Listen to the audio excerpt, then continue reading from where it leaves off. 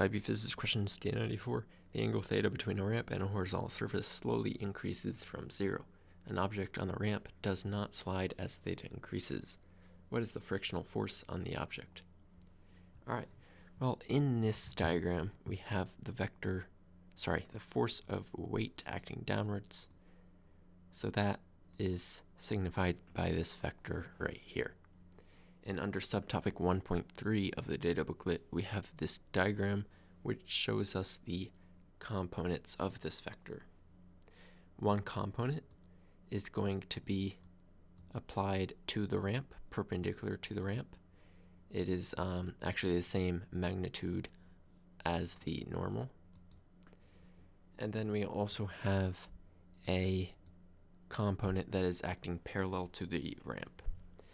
Theta is the angle formed between the weight vector and its component acting into the ramp.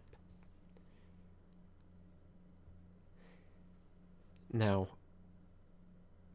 the theta is between W and, in this case, well, W sub h, and W sub h is equal to W cosine of theta.